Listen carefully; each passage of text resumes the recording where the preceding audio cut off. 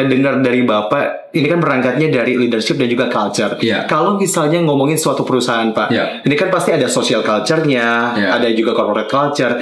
Ini yang lebih diutamakan atau kayak, ini kan pasti ada perbedaannya, Pak. Untuk bisa menyeimbangkan itu caranya seperti apa, Pak? Oke, that's a good question.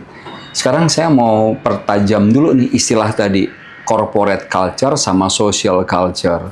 Karena dalam kan kita itu di kantor kan hidup ya, gitu. Bukan hanya bekerja loh, hidup. Apa buktinya? Ya kita bisa 8 jam di kantor. Apa kita cuma ngobrol sama teman kita soal pekerjaan? Apa kita nggak berpapasan dengan mereka di gang, gitu? Apa kita nggak say hello pada mereka ketemu di lift? Apa nggak berbagi meja makan bersama? Apa nggak ada social chat, gitu?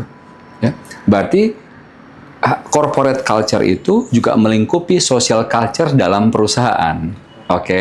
Bukan social culture di luar, gitu, ya. Karena sejatinya korporasi atau organisasi, mau itu BUMN, swasta, kan sebuah kumpulan manusia yang berinteraksi dalam jangka waktu tertentu. Dan itu ternyata tidak dibatasi oleh space and time. Apa maksudnya?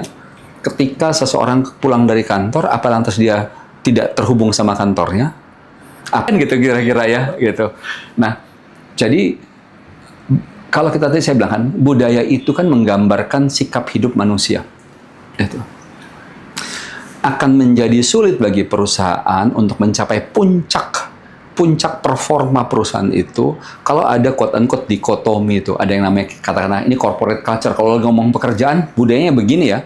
Kalau ngomongin hidup sosialnya, ngomongnya budayanya begini ya. Misalnya dia bisa nggak satu saat disiplin, satu saat sembrono gitu? Bisa nggak orang bisa begitu? Bisa. Oke, sekarang saya tanya. Bisa di sini bisa sembrono. Lantas bagaimana proses dia adaptasinya gitu? Nah, udah lagi sembrono, terus dia harus disiplin gitu. Bagaimana dia proses mengadopsi perubahan bagi dirinya? Susah nggak? Artinya dia harus berubah gitu. Contoh lihat di meja kerja karyawan gitu ya. Kalau kebiasaannya barangnya berantakan, itu ada hubungannya nggak kira-kira dengan cara dia mencari file yang dia perlukan di dalam laptopnya? Iya, Pak. Kemungkinan ada juga di dalam laptopnya berantakan juga. Exactly. Gitu. Seberpengaruh itu ternyata ya, Pak ya. Maksudnya dari hal kecil ya. Coba tanya pada dirimu sendiri saja. Saya langsung coba ngeriwain ya. Reflect yourself gitu. Reflect yourself gitu. Nah, sekarang kalau contoh perilaku sembrono itu. Ya. Sekarang orang yang seperti ini bagaimana bisa mengadopsi budaya disiplin, budaya keteraturan. Ya.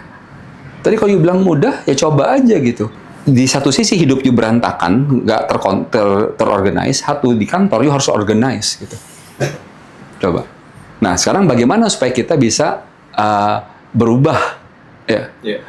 Jadi kan tadi saya bilang seseorang udah tumbuh besar dengan gayanya tuh, yang mager, nggak inisiatif, sembrono, nggak disiplin gitu. Ya. Tapi bukan berarti dia nggak cerdas. Jangan salah loh. Ya, bukan berarti dia tidak bisa jadi seorang problem solver. Ya. Kan tuh dua hal yang berbeda gitu. Ada orang tertib disiplin tapi juga nggak cerdas gitu. Ya, kembalikan dia harus tempatkan orang ini mau di mana. Tapi kalau berkolom dalam sebuah perusahaan kan ada yang kreatif thinker, problem solver, tapi kan juga ada yang eksekutor, pelaksana gitu. Ya. Nah, sekarang yang ini maunya tertib disiplin, yang ini sembrono. Gitu. Terus ini bilang, oke ya kita jadwal taping sekian ya, saya butuh gini-gini. Yang ini dia udah buat cerdas. Tapi nggak tahu tuh cari materinya di mana, gitu. Jadwalnya harusnya submit jam 9 pagi, nggak submit. Ini terkendala nggak yang sebelah sini? Bisa chaos nggak tuh? Gitu. Meskipun bicara pekerjaan, bisa quote-unquote konflik nggak tuh dua orang ini? Nah, terus sebagai leader, saya harus melihat ini bagaimana, gitu. Saya cuma marahin kamu aja. Gitu. Apa kamu jadi berubah karena marah saya? Belum tentu. Nggak bakal, bukan belum tentu. Mungkin kamu berubah pada waktu itu saja. Tapi kan mindsetmu kan udah terbentuk gitu. Berikan kamu perlu proses revamping your mindset gitu.